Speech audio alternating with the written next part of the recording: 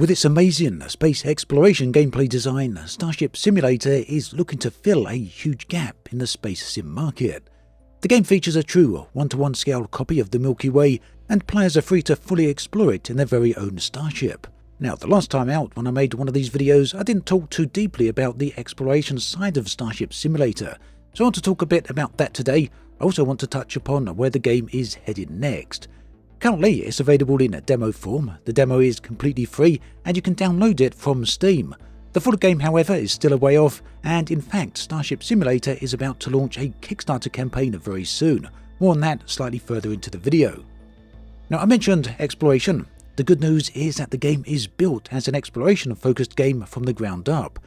Exploring a full galaxy is the main objective and the main goal. In fact, the game's developer recently said, "When I first started designing the game, the question I wanted to answer was, if I were handed the keys to a fully working starship, what would I do with it?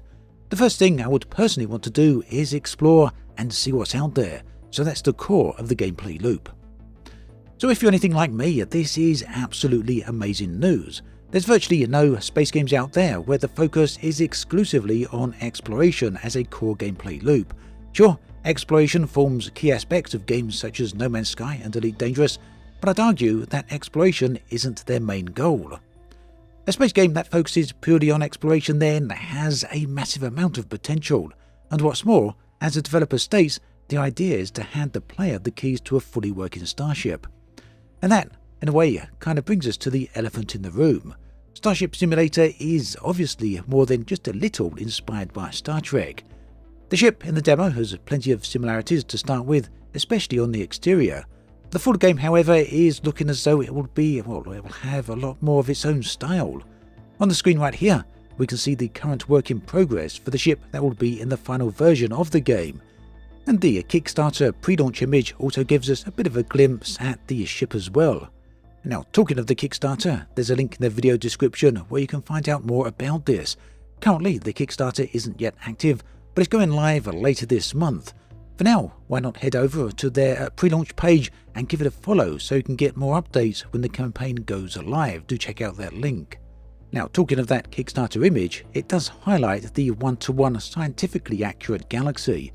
Fans of Elite Dangerous will likely find this very appealing, and the fact it is a sandbox game just adds to the appeal for me. So players are free to travel where they like. However, don't expect to be able to travel clear across the galaxy in a short time. Travelling between star systems doesn't happen as a jump or as a loading screen. Instead, the ship travels interstellar space in warp, and that means the real gulfs between stars actually need to be travelled.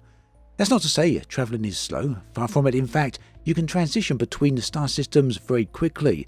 Travelling across the entire galaxy, however, is going to be a very different story and will take a significant amount of time. Along the way, there's going to be plenty to discover, including the things you might expect to see, such as a whole variety of different planets.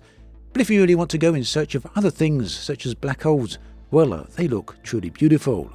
Meanwhile, developers Fleetyard Studio have been keen to emphasize that, alongside exploration, the game is very much about life on board a starship. They say, "So the idea with the game is to live and work as a part of the crew on a fully simulated deep space exploration vessel whilst exploring the stars. There are various player roles available from captain to chef, and your chosen role will determine your gameplay loops.